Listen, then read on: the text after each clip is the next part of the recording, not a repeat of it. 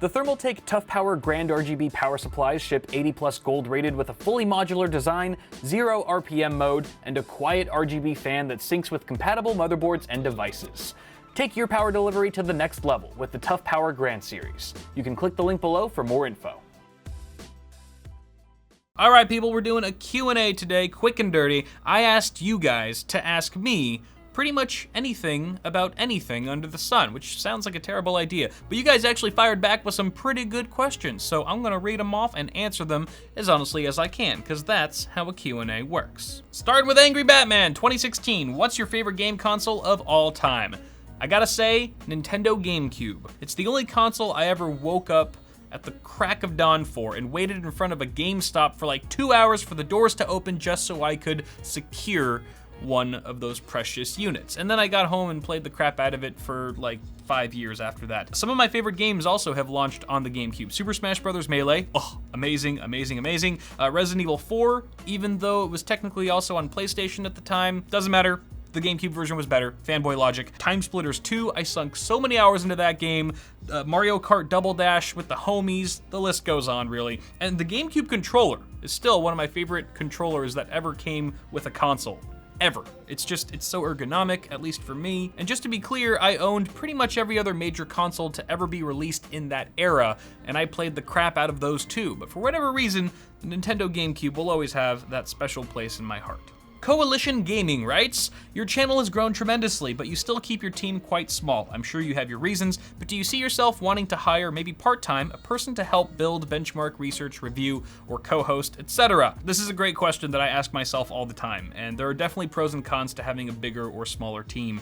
I think one of the reasons I love having a smaller team right now is it kind of gives us a bit more creative flexibility and freedom. We can sort of pivot directions creatively or logistically at a moment's notice without much fuss, whereas when you have a bigger team, it's harder to steer a bigger ship. Having a smaller team where I can be more casual and spontaneous also helps this whole operation feel more like a passion project or a hobby. And I think one of my fears is scaling up the business to have a larger number of employees and one day looking back at the good old days and really reminiscing and missing that small ragtag sort of team feel.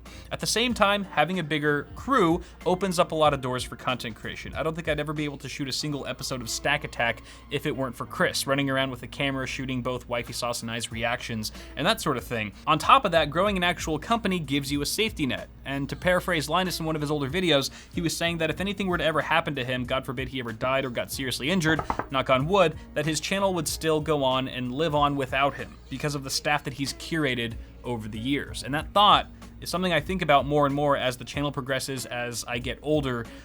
So I don't really know exactly, I'm still trying to figure this all out. I don't know exactly where the channel will be in 2, 5, 10 years from now. All I can do is make decisions as they come to me and choose what feels the most right in that moment. So I hope that answers the question. Karan asks, air-cooled or water-cooled for a new PC builder? The fact that you said a new PC builder leads me to believe that you're looking for something that's easy to install, no fuss, very convenient, and isn't gonna be too intimidating for a newbie builder. In that case, I would say it's kind of a draw between air and liquid. Installation is kind of a crapshoot because the mounting systems between both camps is completely varied based on the model of cooler you're getting. So it's kind of a draw in that situation. In terms of reliability, you definitely can't go wrong with an air cooler. There's very little to no risk there, whereas with a CLC or a closed loop cooler, also known as an AIO, all-in-one liquid cooler, it has a lot of names, there's always the potential for leaking. Even though it's very rare, it still can happen. There is still liquid inside of those units. And if you're talking about performance, it's really not a black and white answer. It's gonna boil down to the CPU that you're trying to cool and the model of cooler itself. There are some air coolers that perform better than some liquid coolers and vice versa. It depends on your budget for the cooler as well. There's a lot of things to consider. I've done a video on all of this, air coolers versus liquid coolers. You should check it out if you haven't yet. There's a lot of good information there. Noah asks, what got you into PC building? That was definitely my job that I got at Newegg in 2011. Before then, I didn't know anything about DIY, PC, hardware, whatever. In fact, just before my interview, I wrote down a list of all the major components in a desktop PC and their Merriam-Webster definitions, and I committed that to memory just in case they quizzed me on it during the interview. Spoiler alert, they did not, but that's certainly an indication of just what a tech noob I was at the time. And ever since I got that job, it kind of just catapulted my whole interest and passion into PC building. I kind of fell in love with it over the years, and yeah, the rest is history. Landon. As someone who has always been a console gamer, is it worth it to move to PC when you have such an investment in consoles and their games?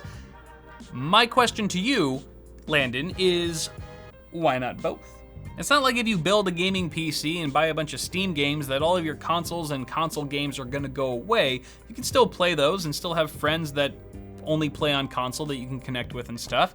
I know a lot of people who play both on PC and console equally, and they treat them as equals, as it should be here in America, or in the world. Let's just make equality a world thing. Now, if you're in a financially limited situation where you potentially have to sell all your consoles and console games in order to build your own gaming PC, well then I would still recommend you do it. Seriously though, I've always been a huge advocate of trying new things. So if you really love console gaming, then you might love PC gaming just as much, if not more so, but you'll never know unless you try it. So go ahead, there's a lot of resources out there, my channel for one, a bunch of other tech channels out there to help you put together your own PC and sort of decide what components would work best for your particular needs. Joshua, I think that's Twitter gibberish for Joshua. What are your plans after YouTube fails? I like how he says after, not like if it fails, but like when it certainly, definitely does fail eventually, probably sooner than later. That's a good question. You know, there's a couple ideas. I think that video content creation is something that I'll always feel like doing and want to do.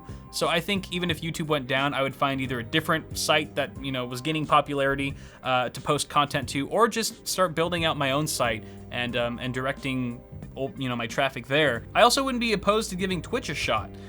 It's like Russian roulette, but with bottles. Ah!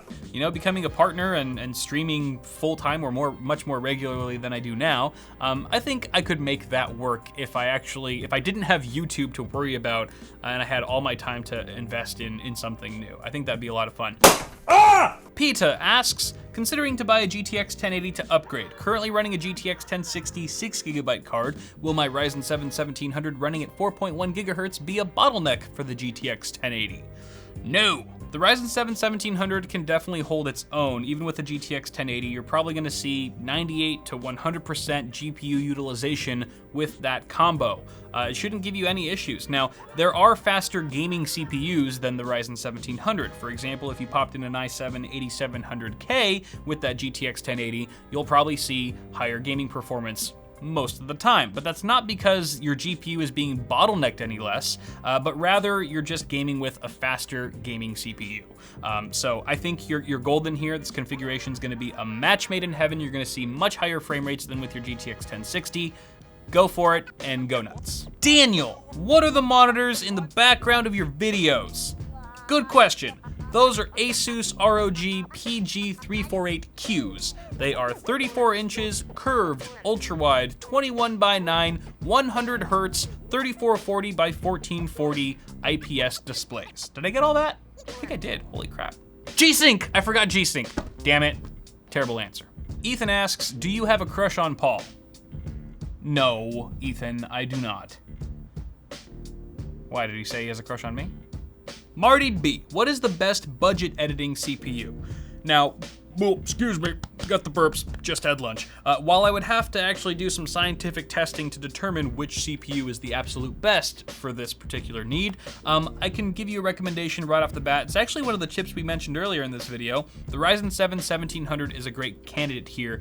It's fairly affordable. You get 8 cores, 16 threads. The fact that there's multi-threading here means it's gonna perform very well in multi-threaded applications like video editing. Additionally, you could achieve a pretty decent overclock on this CPU with the included Wraith cooler, which is gonna save you additional money, and you don't have to buy into the more expensive platform of motherboard. You can just buy a cheaper B350 board and be good to go and still have all that overclocking potential. If you've got a little bit more coin to spend, you could upgrade to the Ryzen 7 2700X, which is the second generation successor of the 1700 if you want to take advantage of some faster clock speeds out of the box and overclocking potential.